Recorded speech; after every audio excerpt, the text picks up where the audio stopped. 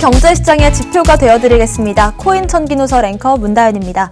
코인 시장 피해자들을 법대로 구제하는 시간, 정수호 변호사의 코인 피해 상담소입니다. 정수호 변호사님 안녕하세요. 네, 안녕하세요. 정수호 변호사입니다. 반갑습니다. 네, 변호사님 최근에 이렇게 암호화폐 시장에서 피해가 늘고 있다라는 보도를 많이 보는 것 같습니다. 어떻게 변호사님으로서도 좀 체감을 많이 하시나요? 예, 제가 작년에 이제 개업을 했는데요. 그 개업한 이후에 뭐 암호화폐 해킹 관련된 피해라든지 이런 사기 피해, 소송, 상담 사례는 꾸준히 있었고 뭐 개인이나 기업 고객들 사건을 처리한 경우도 많이 있었습니다. 근데 개인적으로는 오히려 빈도로 따지면 오히려 작년 이전이 더 많았던 것 같아요. 요즘은 조금 줄어든 상태인 것 같고 네. 왜 그런지 생각을 해보면 지금 이제 가상자산 사업자 신고 이슈도 있어서 아마 투자자분들께서 자기가 관련된 거래 업체가 좀 영업을 중단될 수 있다는 좀 경각심 갖고 계시기 때문에 조금 빈도 자체는 좀 줄어들었는데 뭐 규모라든지 피해자의 숫자 점점 더 늘고 있는 건 언론을 통해서 많이 알고 계실 것 같고요. 네, 그렇습니다. 근데 또 변호를 하실 때는 피해자들의 측에만 쓰는 건 아니잖아요. 가해자를 좀 변호해야 될 상황도 있을 것 같은데 입장에 따라서 조금 마음이 다르실 것도 같습니다. 어떻게 좀 다를까요? 네, 네. 제가 작년까지는 그 소위 말하는 또 대형 로펌에서 한 7년 정도 근무를 네. 하면서 주로 기업 고객을 위해서 자문이나 소송 업무를 진행했었고요. 제가 작년에 개업을 해가지고 제가 지금 대표로 있는 법무법인을 운영하고 있는데 여기서는 지금 개인이나 기업 고객 뭐 둘 다 사건을 수임해서 처리를 하고 있고 비중은 반반 정도 네. 되는 것 같습니다. 그럼 사실 이 코인 피해 같은 경우에는 피해 구제가 힘들다라는 인식이 좀 강한 것 같습니다. 그럼 피해 구제, 그러니까 피해 금액을 돌려받게 해주신 경험들도 있으실까요? 네. 네. 코인 피해 관련해서 구제가 좀 어렵다는 인식이 있는데 보통 그 경우에는 이제 변호사의 도움 없이 혹은 뭐 경험이 조금 부족한 변호사랑 같이 하셔서 조금 미숙하게 진행을 한 경우에는 조금 어려운 경우가 많았고 아니면 단독으로 하시다가 조금 저번 상담처럼 좀 수사기관에서 좀 적극적으로 응해주지 않아서 아쉬워하시는 경우가 있는데 일단 법무법인 명의로 내용 증명을 보낸다든지 일단 적극적으로 좀 붙어주면 구제를 받을 수 있는 가능성이 굉장히 크고요. 저도 실제로 피해를 보전받은 경우가 꽤 있습니다. 네. 뭐 물론 중요한 건 피해를 입지 않아야겠지만 어떤 이유에서든 지금 피해자다라고 하신다면 정소 변호사님 통해서 상담 받아보시면 피해 구제의 길이 열릴 수 있을 거라고 생각이 됩니다. 그럼 본격적으로 정소 변호사의 코인 피해 상담소 시작하겠습니다.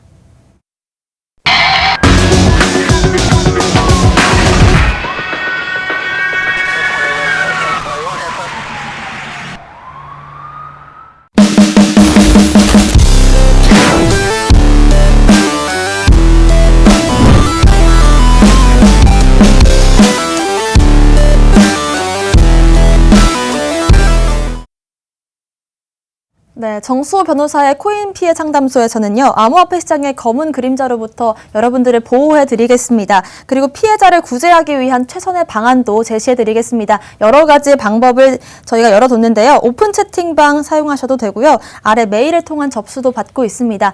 사연 주실 때 번호 남겨주시면 담당자가 연락드려서 상담하실 수 있도록 도와드리겠습니다. 9월 10일 생방송으로 진행되는 정수호의 코인 피해 상담소 첫 번째 사례 음성 들어보겠습니다. 안녕하세요. 저는 작년 말 친구의 소개로 한 코인 회사를 알게 됐습니다.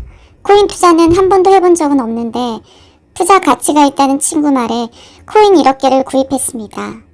그로부터 얼마 후 그 회사가 다단계 회사라는 걸 알았습니다. 다단계 회사라서 좀 불안하긴 했지만 코인 가격이 어느 정도 오르고 있는 상황이라 그냥 두고 보기로 했습니다. 그런데 어느 날 갑자기 제 코인이 상장 폐지가 됐습니다. 코인 회사에서는 종목 문제일 뿐 회사는 건재하다고 회사에서 다른 종목을 상장할 것이다. 새로운 코인으로 바꿔주겠다라는 입장입니다. 저는 그냥 제가 투자한 금액을 현금으로 보상받고 이제 투자를 끝내고 싶습니다. 네, 피해 사례 주셔서 감사합니다. 먼저 다단계 회사라는 걸 미리 알고 계셨다라고 하는데 다단계 거래라고 하면 다 불법인가요? 네. 아, 네. 이 사례를 들어보니까 제가 아는 사례 같은데. 아, 네. 네. 또 다단계라고 하면 우리 방송에서 제가 말씀드린 적이 있는데 방문 판매법에 규정을 해놓고 있습니다. 네.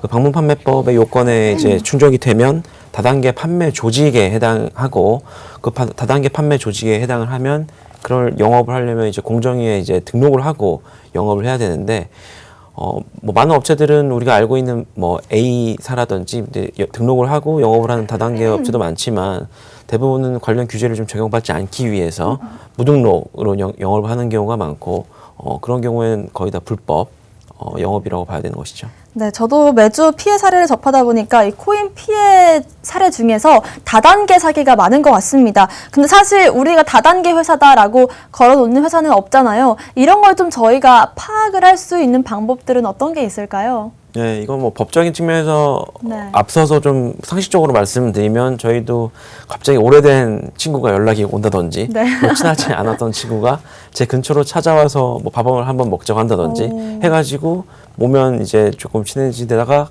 이상한 얘기를 한다거나 네.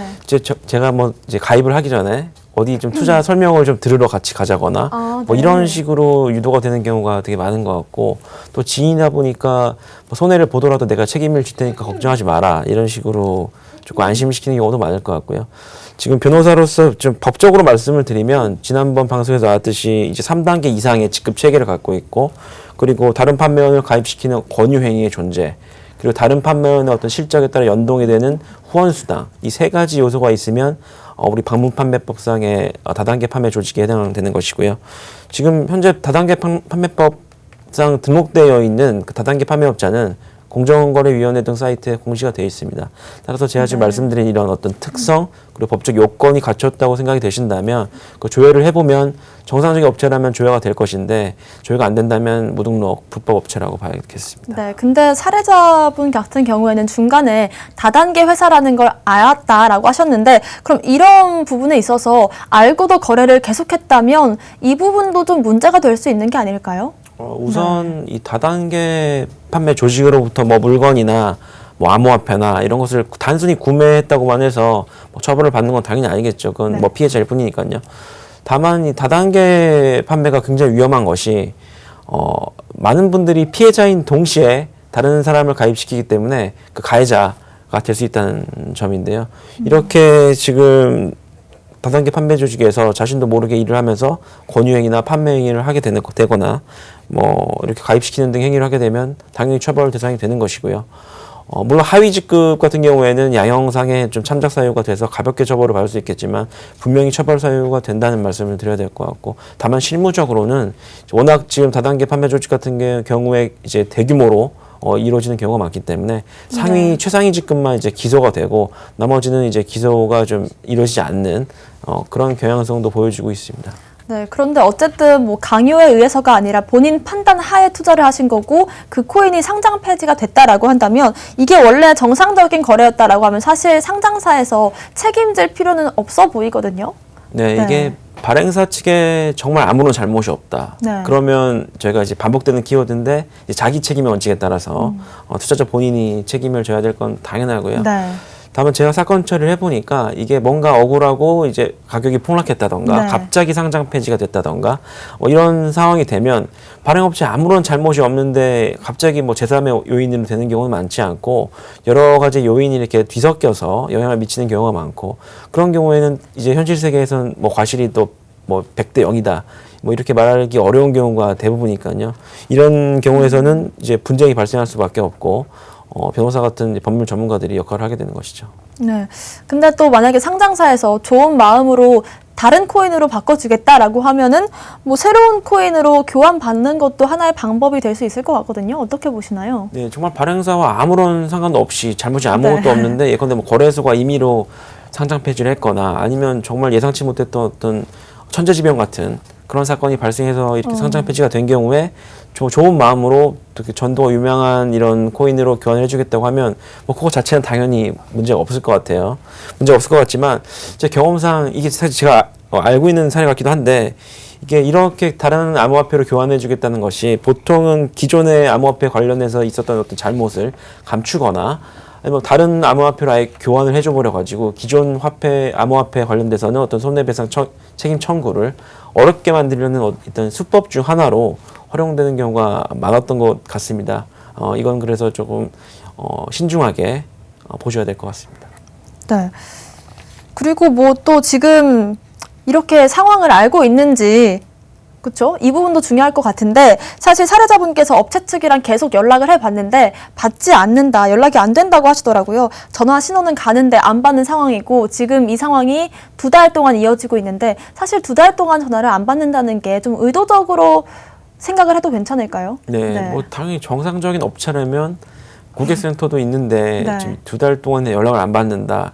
그건 사실 뭐 말도 안 되는 일이겠죠. 2달 네. 동안이나 고객 연락을 받지 않는다는 건 당연히 뭐 심각한 문제가 발생했을 가능성이 굉장히 높다고 생각하셔야 될 것 같고요. 뭐 신속한 조치를 취해야 되는 그런 시점이라고 생각합니다. 네, 그리고 또 지금 피해자분께서는 업체 측이랑 나눈 메시지 그리고 거래 내역 외에는 다른 자료들이 없다, 다른 증거가 없는 상황이라고 하십니다. 그럼 이것만으로도 지금 신고가 좀 가능한 상황일까요? 이게 글쎄요. 그 문자랑 거래 내역 딱 2개만 있다면 아마 개인 입장에서 이게 고소나 이런 법적 절차를 밟으시기는 아마 쉽지 않을 것 같아요. 근데 이게 뭐 저는 뭐 고소하는 경험이 없지 않은데 이렇게 네. 추가적인 자료 확보가 좀 필요하고요.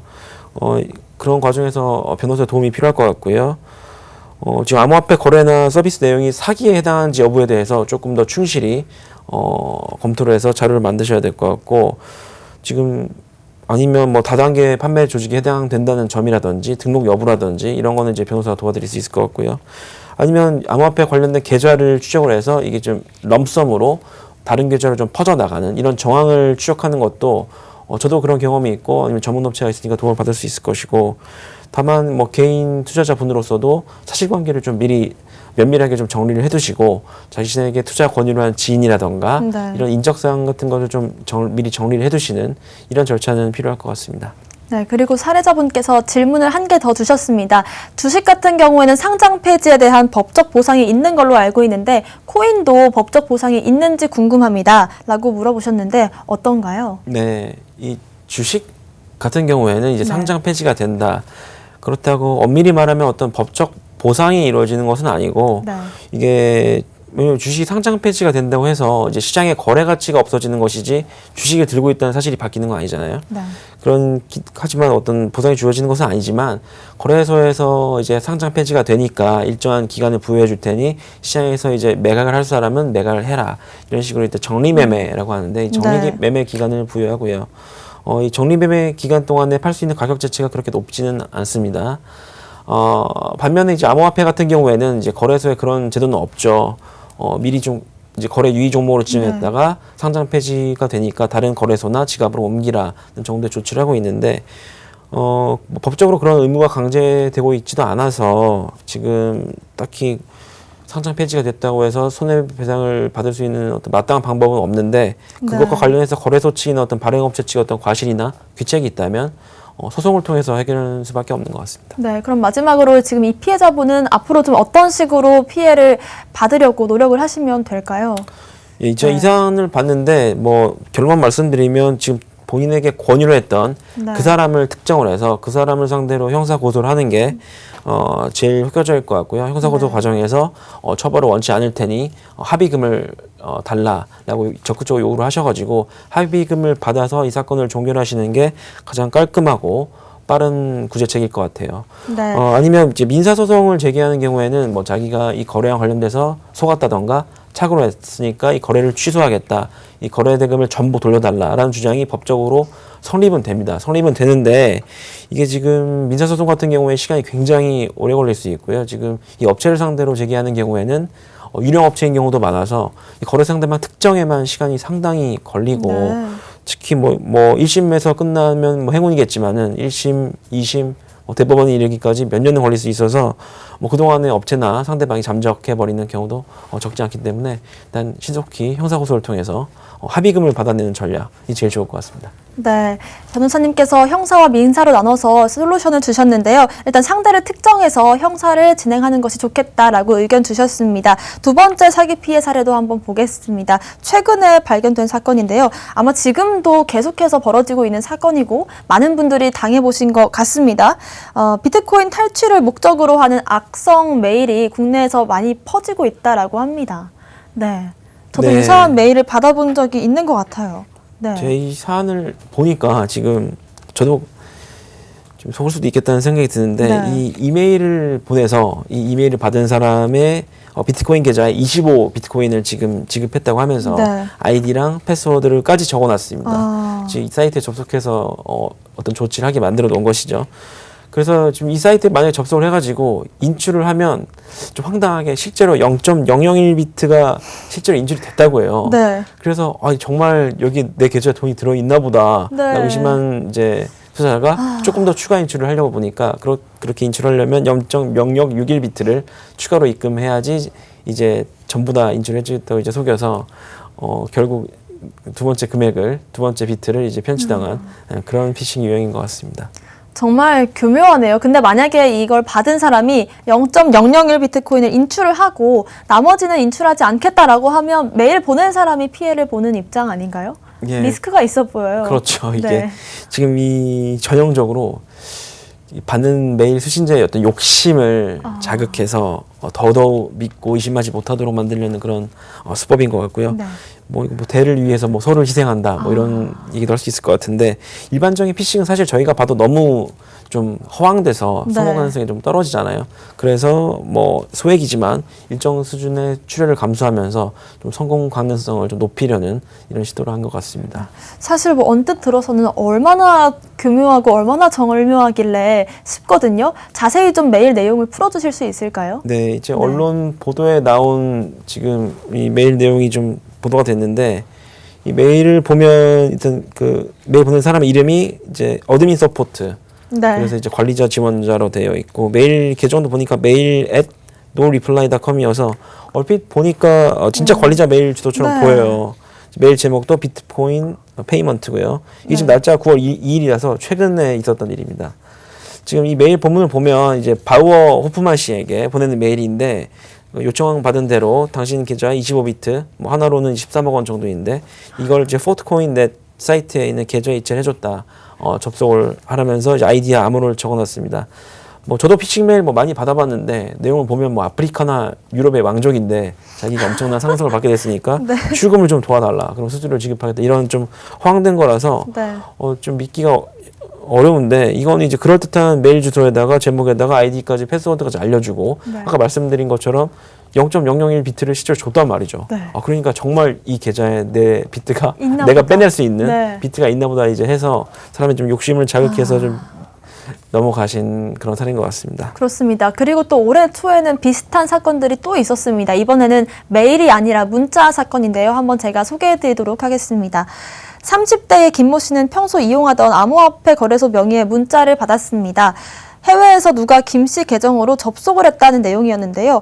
본인이 접속한 게 아니라면 아래 주소를 눌러서 조치를 해라 라고 안내가 돼 있었고 당연히 해킹을 당했다라고 생각한 김 씨는 비밀번호를 바꾸는 절차를 진행했습니다. 당연히 이 과정에서 일회용 보안 카드죠. OTP 정보도 사이트에 입력을 했는데요. 그러자마자 계좌에서 2천만 원어치의 코인이 나갔다고 합니다.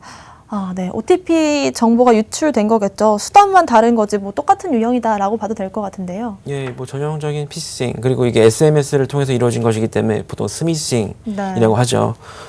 정말 뭐 피싱으로 한 코인 사기의 대표적인 유형이다라고 말씀을 드릴 수 있을 것 같고 이 사례들은 보니까 제가 몇 주 전에 상담을 했던 실제 사례랑 굉장히 유사한데 네. 제가 상담했던 이분 같은 경우에는 이제 해외 굉장히 글로벌 거래소 아이디가 지금 우리나라에서 사용하시는 잘 안 쓰시는 메일 주소였거든요. 네. 근데 이렇게 그 이메일을 해킹을 당하셔가지고 지금 그 거래소 해커가 거래소 계좌 아이디라던가 OTP라던가 이런 것을 새로 발급받는 과정에서 또 보안 경고 알림이 다 그 잘 안 쓰시는 이메일로 갔던 거예요. 네.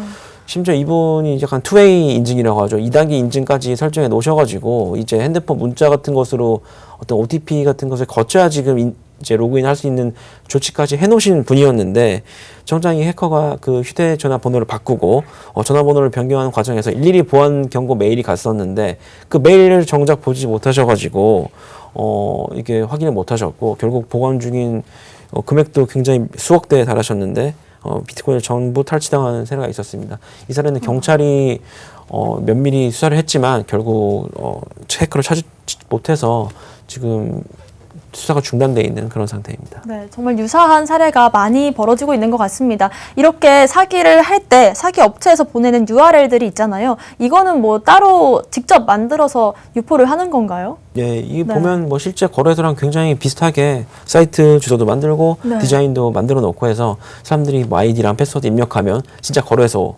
URL도 그리고 인 것처럼. 비슷하게 만들더라고요. 그렇죠. 아까도 뭐 알파벳을. 포트 메일.net이었나요? 네. 뭐 정상적인 사이트인 것처럼 이렇게 만들어서 사이트를 만들고 이게 기존에 존재하는 어떤 사이트, 예컨대 은행이라든지 은행의 사이트를 교묘하게 위조를 해가지고 이렇게 했으면 이런 유형은 이제 파밍이라고 하는데 네. 이런 파밍이랑은 좀 다르죠. 아예 그냥 가상의 어떤 사이트를 만들어서 하는 것이니까 전형적인 어떤 피싱 사기의 하나라고 봐야 될 것 같습니다. 네, 이렇게 2천만 원을 잃는데 채 5분이 안 걸린 상황이잖아요. 사실 눈 뜨고 코 베인다라는 말이 딱 맞는 것 같습니다. 이런 걸 들으면 이런 걸 누가 속지 싶긴 한데 실제로는 좀 많이 사기가 일어나고 있죠. 예. 네. 이걸 누가 속냐 이렇게 생각을 할 수도 있는데 실제로 뭐 화이트 해커가 이렇게 비슷한 수법을 통해서 전문가들을 상대로 해킹을 시도해봤더니 네. 뭐 전문가라고 불리는 사람들도 이렇게 넘어간 사례가 있었다는 네. 언론 보도도 있었고요. 좀 멀지 않게 뭐 제 아주 가까운 지인 중에서도 최근에 저희 법인이 이제 냉장고로 살려고 했는데 네. N 사이트에서 검색을 했는데 갑자기 이제 최저가보다 굉장히 한 20만 원 정도 싼 이런 사이트가 있었던 거예요. 그래서 지금 들어가 봤더니 그 우리가 많이 이제 오픈마켓에 들어가는 A 사이트인 줄 알고 들어가 봤는데 네. 그 메일 주소를 보니까 그 A 사이트가 아니었던 거죠. 철자가 좀 다르던가요? 그렇죠. 네. 그래서 저희도 사실 입금하려고 했는데 입금하기 직전에 확인해 보니까 발견해서 입금을 안 하게 됐고 며칠 있으니까 그 사이트가 이제 없어져 버리더라고요. 이제. 이게 뭐 똑똑하고 말고의 문제는 전혀 아닌 것 같습니다. 실제로 비슷한 경험이 또 있으셨네요. 네. 그런데 이렇게 워낙 교묘하게 전문 기술을 써서 사기를 치다 보니까 일반 투자자분들은 당연히 좀 모르시면 당하실 수 있을 것 같아요. 여러 가지 예방책들이 있다면 어떤 게 있을까요? 예, 이거 뭐 이런 사기 피싱 메일이 하루에도 수개씩 오는데 일단 정체불명의 문자나 메일로 오는 어떤 사이트나 주소로 연결하시면 뭐 당연히 안 되겠고요. 암호화폐 거래를 하실 때는 정식 어플리케이션으로 거래소에 접속하셔서 거래를 하실 필요가 있겠다는 필요가 있겠고 국내 주요 거래소 같은 경우에는 이제 접속이나 어떤 보안 이슈가 있을 때는 그때그때마다 뭐 메신저라든지 문자라든지 이렇게 그때그때마다 이제 알림을 보내줘서 상대적으로 안전하다고 제가 느껴지는데 해외 거래를 사용하시는 분들은 지금 아까 제가 말씀드렸던 사례처럼 이메일로만 통지가 오는 경우가 있어서 좀 각별히 주의를 하셔야 될 것 같습니다. 네. 그리고 또 제가 최근에 좀 재밌는, 좀 우스꽝스러운 수법을 하나 들었는데 혹스 메일이라는 수법도 있다고 합니다. 혹스 메일은 또 처음 들어보는데 어떤 건가요? 혹스라고 하면 HOAX, 혹스라고 하는데 혹스는 이제 뭐가 불쾌한 일에 대해서 이제 협박성으로 이제 거짓말을 하는 예컨대 어디 내가 지금 건물에 폭탄 설치해놨다 뭐 이런 게 이제 혹스라고 해요. 네. 이런 혹스라고 하는데 혹스 메일에서의 혹스라고 하면 이제 뭐 많이들 아실 텐데 소위 뭐 몸캠 피싱 뭐 이런 얘기가 있잖아요. 네. 세생활과 관련돼서 굉장히 민감한 영상을 내가 담보로 잡고 있으니까 이걸 유포하지 않게 해준 대가로 뭐 금전이라든지 암호화폐를 달라라는 이런 유형의 범죄를 혹스 관련된 혹스 메일 범죄라고 하겠습니다. 일반적인 좀 피싱, 스피싱 이런 거랑 다를 것 같습니다. 좀 어떻게 다를까요? 네, 이 사건은 좀 다르죠. 왜냐면 피싱은 그냥 단순히 어디 사이트에 유도해서 개인정보를 탈취하거나 어떤 실수를 유도하는 것인데 이거는 단순히 어떤 실수를 유도하는 것이 아니라 지금 협박을 하는 민감한 어떤 프라이버시 같은 자료를 가지고 협박을 한다는 점에서 다르고요. 네. 저희가 지금 들어와 있는 사례가 지금 두 가지가 있는데 지금 뭐 40대 A씨 사례 같은 경우에는 회사 컴퓨터를 자기가 해킹을 했다. 당신의 어떤 각종 정보를 갖고 있으니까 뭐 200만 원 상당의 비트코인을 달라. 라고 해가지고 활짝 놀라서 회사 보안팀이 확인을 해봤더니 그런 해킹 당한 사실이 없다고 해서 안심을 한 사안이 있었고 뭐 젊은 분인데 20대 B씨 같은 경우에는 지금 컴퓨터 해킹을 당해가지고 아까 제가 말한 어떤 몸캠 피싱 같은 사례인 것 같은데 성인 사이트를 방문한 정보를 다 갖고 있으니 당신이 그리고 아주 민감한 행위를 한 어떤 녹화 자료를 갖고 있으니까 비트코인을 달라. 제가 메일을 읽어보면 어떤 메일 비트코인 지갑 주소도 좀 적혀 있고요. 네. 지금 뭐 친구나 동료나 친척들에게 모든 동영상을 공유할 수 있습니다. 뭐 이런 내용이 좀 적혀 있어서 좀 당황할 수밖에 없고 겁을 먹을 수밖에 없는 그런 것이죠. 그렇습니다.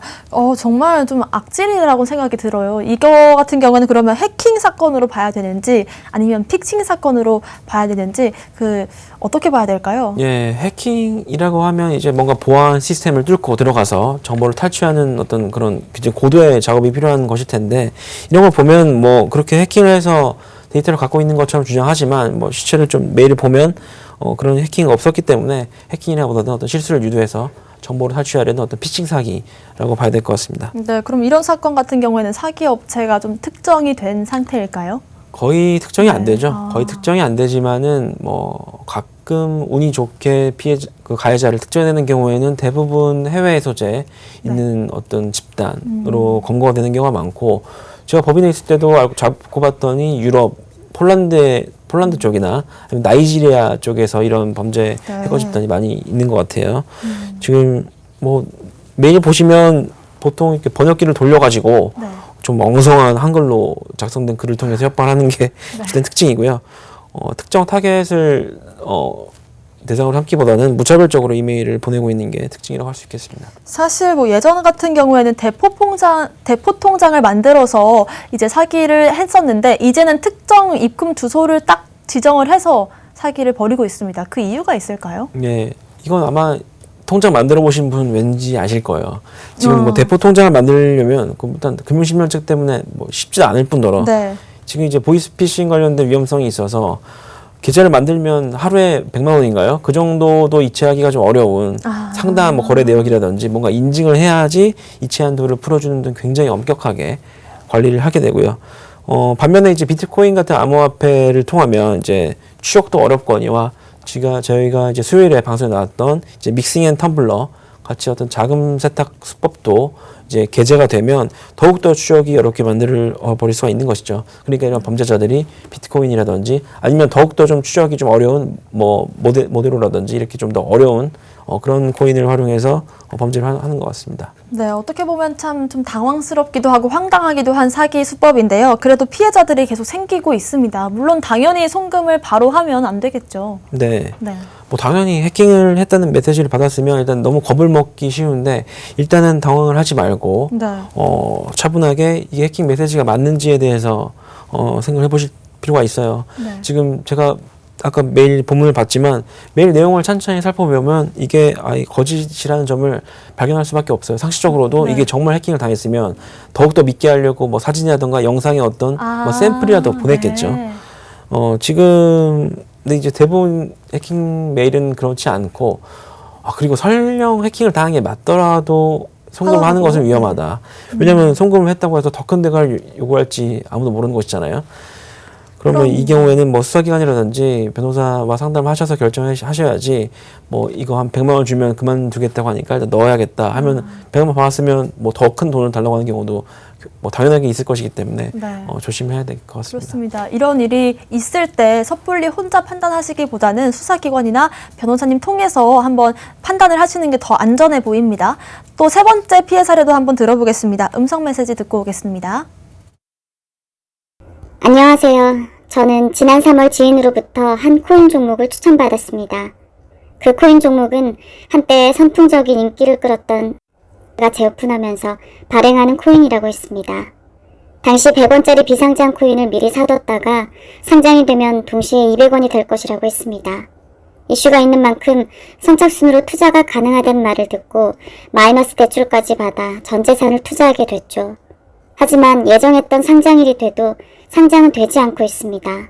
저는 현재 운영 중이던 업장도 정리하고 빚으로 인한 개인 파산 신청을 해야 하는 상황입니다. 상장 소식은커녕 이제는 업체 측과 연락도 되지 않고 있습니다. 저는 어떻게 해야 할까요? 정말 한때 선풍적인 인기를 끌었던 SNS입니다. 이 사이트가 다시 오픈을 한다라는 소식만으로도 큰 화제가 됐었는데요. 이 명칭을 이용해서 사기를 벌인 것으로 보입니다. 네, 이게 뭐 곧 상장이 될 전도 유명한 코인이니 매수를 하는 게 좋겠다는 이런 유형은 이런 사기 범죄가 너무 많았어가지고 이제는 좀 식상할 정도이고요.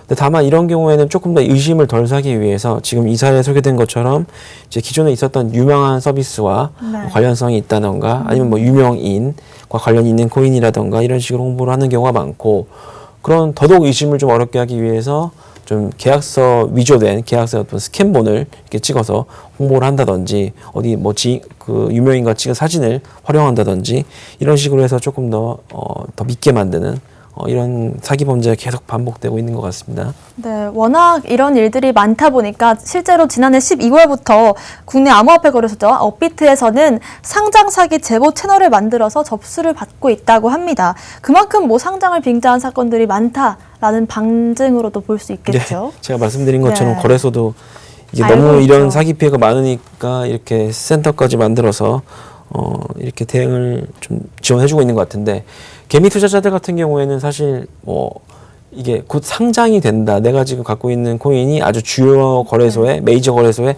상장이 된다. 상장이 되면 가격이 폭등할 것이다. 라고 이제 생각하시는 분들이 많아서, 네. 상장 이슈는 항상 긍정적인 호재성 정보로 네. 인정이 되고 있고요. 이건 뭐 암호화폐뿐만 아니라 주식시장도 마찬가지입니다. 주식시장도 이제 비상장 주식이지만 곧 이제 코스닥이나 코스피에 상장이 된다라는 얘기가 있으면 그 가격이 폭등하는 것은 뭐 마찬가지고요. 이렇게 뭐 누구나 이제 대박을 꿈꾸고 싶어 할 테니까, 이 대박을 꿈꾸는 투자자들의 어떤 심리를 악용한 이런 사기 유형이라고 하겠습니다. 네, 워낙 이렇게 상장 사기가 많다 보니까 거래소에서 이런 상장 사기에 대한 예방법들을 몇 가지 알려줬다고 해요. 어떤 것들이 있을까요? 예, 이제 주요 거래소들도 이제 사기 피해 이제 당하시는 고객들이 많으니까 자체적으로 상장 사기 관련 센터를 만들어서 운영하시고, 주요 사기 유형도 이렇게 알려주시고 하는 조치를 취하고 계신 것 같은데요. 이 문구를 보면 이제 거래소 측에서 밝힌 자기 거래소랑 관련해서 있었던 사기 유형을 조사를 해서 발표를 하셨는데, 뭐 몇 월 며칠에 땡땡 거래소 상장이 확실합니다 라는 문구가 있다든지, 아니면 곧 상장될 예정이니 지금 투자하면 상장 후에 몇 배로 돌려드립니다 라는 어떤 홍보 문구가 있었다든지, 추 땡땡 거래소에 상장하기 위해서 그보다 조금 작은 A 거래소에 먼저 상장을 했으니 지금 거래를 하세요 라고 이제 홍보를 한다든지, 아니면 뭐 제가 말씀드렸던 것처럼 뭐 땡땡 거래소 관계자와 잘 아는 사이라서 찍은 사진이다 라는 식으로 보여주면서 홍보를 한다든지, 뭐 이런 유형이 있으면 조심하셔야 될 것 같고요. 네. 네, 일단 피해자를 돌아가서 호재를 앞두고 상장을 할 것이다. 그래서 혹하게 만드는 그런 사기 사건 유형이었습니다. 현재 전 재산도 물론이고 대출까지 좀 받았다라고 하시는데, 이런 상황에서 어떻게 하시는 게 좀 좋을까요? 예, 이게 뭐 전형적인 사기니까요. 뭐 형사 고소를 하셔야 될 텐데, 가해자 인적도 파악하셔야 될 것 같고, 그리고 민사적으로도 뭐 재산 안전된 조치가 필요한데, 지금 되게 안타까운 거는 지금 전 재산을 다 날려버리셔가지고, 이게 어떤 전문가의 도움을 얻기가 난감한 상황이라는 게 되게 안타까운 상황인 것 같아요. 저 개인적으로는 형사고소를 하시는 것이 좋겠고, 민사사건 관련해서는 법률구조공단과 같은 어떤 지원 기관이 있으니까요. 이런 쪽을 통해서 일단 피해 회복 가능성을 좀 타진해 보셔야 될 것 같습니다. 네, 일단 지금 빚만 남은 상태이기 때문에 개인 파산을 신청해야 된다는 상황이십니다. 이게 좀 가능할까요? 예, 지금 이 제보자님 말씀처럼 지금 전 재산을 전부 투자한 상황인데다가 은행 빚까지 남아있는 상황이라면 파산 신청 같은 게 뭐 소득이 없거나 소득이 있더라도 생계 유지에 턱없이 부족한 수준이라면 개인 파산 신청을 해보시는 것도 방법이 될 수 있을 것 같습니다. 네, 개인적인 질문이긴 한데 개인 파산과 개인 회생 어떻게 다른지도 좀 어렵거든요. 네. 이거 변호사들이 되게 많이 받는 질문 중에 하나인데, 그 개인 파산이라고 하면 지금 개인이 채무자가 자기 사업이라든지 소비 활동의 결과로 자기 뭐 재산을 통해서 모든 채무를 변제를 할 수가 없는 경우에 그 채무의 정리를 위해서 파산 신청하는 경우를 말하고요. 소위 말하는 빚잔치라고 하죠. 빚잔치라고 생각하시면 이제 쉬울 것 같고, 이 개인 파산 제도라는 것은 이제 채권자가 평등하게 채권을 돌려받으면서도 면책 전차를 부여해서 약간 갱생의 기회를 해주는 건데요.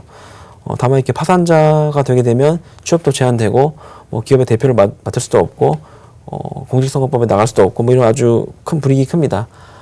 반면에 이제 회생제도는 뭐 채무액이 일정 수준 이하인 경우에는 바로 빚잔치를 하는 것이 아니라 일정 3년 또는 5년에 걸쳐가지고 자기가 벌어들인 돈의 최저생계비를 제외한 일정 부분을 성실하게 갚으면 그 기간이 끝난 나머지 끝난 기간 시점에 남아 있는 그 채무를 좀 탕감시켜주는 그런 제도이고요.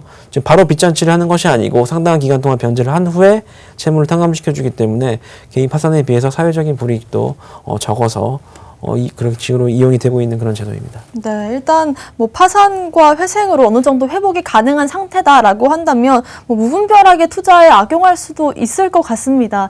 어떻게 보시나요? 네, 분명히 그런 측면이 있을 것 같고요. 실제로도 뭐 개인 파산이나 회생이나 이런 것을 좀 악용을 해서 이렇게 좀 채무를 면탈하려고 하시는 그런 분들도 꽤 많죠. 이렇게 채무를 불법적으로 면탈하시는 건 그 자체로도 뭐 형사처벌 대상에 해당을 하는 것이고요. 다만 이제 파산 제도라든지 회생 제도라든지 아까 제가 좀 시간이 조금 많이 남지 않은 것 같아서 좀 빨리 넘어갔는데 조금 여유가 있어서 말씀을 드리면 일단 경제적인 갱생 기회를 부여하는 어떤 취지에서 나온 그런 제도라고 할 수 있습니다. 그렇기 때문에 지금 이렇게 너무 엄격하게 이걸 적용을 해서 이런 갱생을 할 수 있는 이게 빚을 져서 파산을 했다고 해서 사회적으로 영원히 매장이 돼야 되는 그런 것은 전혀 아니잖아요. 그러니까 미국 같은 경우에도 뭐 실리콘밸리에서 창업을 했다가 뭐 재기할 수 있는 어떤 기회를 부여하는데 우리나라는 기존까지는 굉장히 좀 엄격하게 파산을 하면 뭐 빨간 딱지가 붙고 그렇게 좀 어려운 그런 게 이 사회적 인식도 굉장히 안 좋고 그랬었는데 요즘은 이제 서울 회생법원도 생겼고 좀 더 적극적으로 파산이라든지 회생을 조금 인정해주고 있는 그런 추세입니다. 뭐 제도를 악용하고 있는 사례는 분명히 있습니다. 분명히 있는데 예컨대 뭐 파산 신청을 하기 전에 뭐 재산을 전 재산을 은닉해 놓았다는 게 나중에 밝혀진다거나 아니면 뭐 회생을 신청하기 전에 뭐 대규모로 은행에서 대출을 신청을 받아놓고 이제 회생을 신청해가지고 뭐 그 중에 일부만 갚고 이제 면제를 받으려는 이런 경우는 굉장히 있는데 뭐 이런 경우에는 이제 불성실한 신고에 해당돼서 신청이 기각 내지 각하되고 있고요. 이런 뭐 불법적인 악용 사례는 많이 잡히고 있고 뭐 줄어들 것 같습니다. 네. 네, 오늘 뭐 크게 세 가지 피해 사례를 한번 살펴봤습니다. 이 중에서 좀 가장 많이 일어나고 있고 좀 각별의 유의가 필요한 사건이다라고 하면 변호사님 개인적인 생각은 좀 어떠신지 궁금한데요. 개인적으로 제가 상담을 했던 많은 사례는 그래도 이렇게 피싱이나 이런 사례보다는 오히려 사람의 말, 사람의 알고 있던 지인이라던가 굉장히 믿었던 어떤 사람의 어떤 말로 인해서 속았던 그런 경우가 훨씬 더 많았던 것 같아요. 그런 경우에 훨씬 더 피해 규모도 컸던 것 같고 지금 단순히 뭐 온라인 홍보되어 있는 이런 얘기라든지 아니면 물론 뭐 단체 채팅방에 올라와 있는 이런 말을 믿고 뭐 사기를 당하는 어떤 뭐 리딩방 같은 이런 사태도 있지만 대부분은 알고 있던 지인, 오랜 지인이라든지 이런 분을 너무 신뢰하셨기 때문에 기망을 당하신 경우도 많은 것 같아서 좀 조심을 하셔야겠고 뭐 이런 거에 비해서 상대적으로 뭐 피싱이라던가 스미싱이라던가 뭐 이런 사례는 제가 상담을 해본 경우는 많이 없는데 왜 그럴까 생각해보면 그런 사건으로 변호사를 찾아가시는 경우는 좀 많이 없는 것 같아요. 변호사를 찾아가시기보다는 조금 스스로 포기하시거나 뭐 스스로 간단히 피해 사실을 신고하시고 넘어가는 경우가 많아서 그런 것 같긴 한데 뭐 그런 것 같습니다. 변호사 입장에서는 조금 개인 사람에 의한 사기가 훨씬 더 빈도가 많지만 뭐 개인에 따라서는 피싱이나 스미싱도 빈도가 많아서 조심해야 된다 이렇게 얘기를 할 수가 있겠습니다. 네, 저는 개인적으로 좀 이 세 사건의 유의점이라고 해야 될까요? 아니면은 피해자분들이 좀 이런 사건을 당하시지 않으려고 조심해야 될 점들이 공통적으로 있다라고 생각이 드는데 변호사님은 좀 어떻게 생각하시나요? 욕심이죠. 욕심. 네, 이게 항상 욕심이 개입이 되면 판단력이 흐려집니다. 이게 아까 제가 말씀드렸던 것처럼 저희 법인 냉장고 사례에서도 이상하게 최저가보다 20만 원이나 싼 그런 걸 발견했기 때문에 이게 지금 사기 사이트 거라는 의심을 스스로 조금 못하게 된 것이죠. 그리고 뭐 이런 사례에서도 비트코인도 뭐 일반적인 해킹 메일이나 피싱 메일이었으면 당연히 의심하셨을 텐데 실제로 들어가 보니까 0.0001 비트가 저한테 들어왔단 말이죠. 그러니까 더욱더 이게 솔직히 저희가 정당히 가져야 될 재산이 아니라는 걸 알면서도 욕심이 생기는 것이죠. 네. 욕심이 생길 때는 항상 조심을 하셔야 됩니다. 욕심이 생기면 판단력이 흐려지기 때문에 더욱더 경계를 하셔야 되는데 보통 그 욕심 때문에 더 큰 사기 피해를 당하셔서 이제 나중에는 울면서 찾아오시는 경우가 많았던 것 같습니다. 네. 네, 몇 가지 좀 투자자분들께 당부의 말씀을 주신다면 몇 마디만 좀 부탁드릴게요. 네네. 이게 이 피싱 같은 경우라든지 사기 피해는 제가 지금 저저번 방송에서도 나왔었는데 이제 투자자분들께서 개인적으로 이렇게 해결을 하시다가 이렇게 수사기관의 적극적인 어떤 대응을 받지 못하셔서 굉장히 조금 분개를 하시거나 이런 경우가 많고, 아니면 투자자분들 사이트나 이런 경우에도 워낙 좀 금전적인 이익을 좀 위해서 집단 소송을 하시려거나 뭐 이런 어떤 브로커들도 활개를 치고 있기 때문에 지금 변호사도 좀 믿지 못하고 그러시는 경우가 적지 않은 것은 저도 알고 있는데요. 그래도 뭐 혼자서 해결하시는 경우에는 조금 수사기관이 적극적으로 응해주기가 어려워요. 왜 그러냐면 수사기관 같은 경우에도 이제 고소장에는 뭐 피해 사실뿐만 아니라 그 피해가 어떤 이유로 죄가 되고 그 죄가 된다고 보아야 하는 근거는 무엇인지에 대한 증거 자료가 첨부가 돼서 들어가야지 이제 수사기관도 이제 수사를 대응할 수 있는 것인데, 지금 개인분들께서 그냥 진행하실 경우에는 이런 게 굉장히 미비하고 단순히 가서 간단히 작성된 진술서만 제출하신다든지 그냥 구두로 진술하시는 경우가 많아서 수사기관에서는 적극적으로 나서주려고 해도 나서기가 좀 어려운 것이죠. 그러니까 이런 사례에서는 당연히 너무 막 돈만 밝히는 변호사, 혹시 뭐 브로커 속으시면 안 되겠지만 경험이 많고 전문성을 갖춘 변호사 상담을 하셔서 결정을 하셔야 되는 게 당연한 것이고요.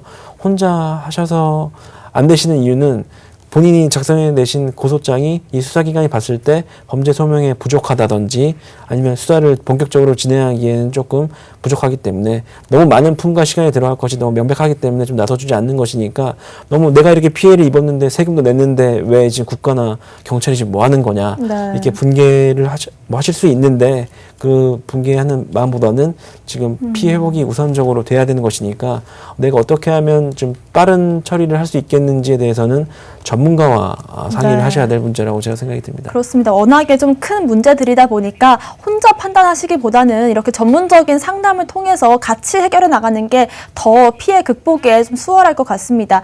오늘 피해 사례자분들과 또 앞으로 투자자분들께 당부의 말씀까지 해주셨는데, 이제 좀 개인적인 질문을 몇 가지 좀 해볼까 해요. 아무래도 저희 방송이 코인 천기누설이잖아요. 그리고 네. 코인 피해 사례들을 다루고 있는데, 개인적으로 변호사님께서는 어떻게 코인 투자를 하고 계신지 좀 궁금하거든요. 이거 뭐 네. 제 프라이버시인데 개인적으로는 네. 제가 한 4년, 5년 전부터 블록체인 산업에 관심을 네. 가져왔었고 네. 국내 거래소가 좀 마련되지 않았을 때부터 뭐 해외 ICO나 이런 쪽에 참여를 해서 거래를 해왔고요. 제가 지금도 업무적인 관련성이 있으니까 계속 지금 트렌드라든지 이런 관련된 기술이라든지 이런 걸 좀 따라가야 되니까 지금 개인적으로도 투자하고 있습니다. 네.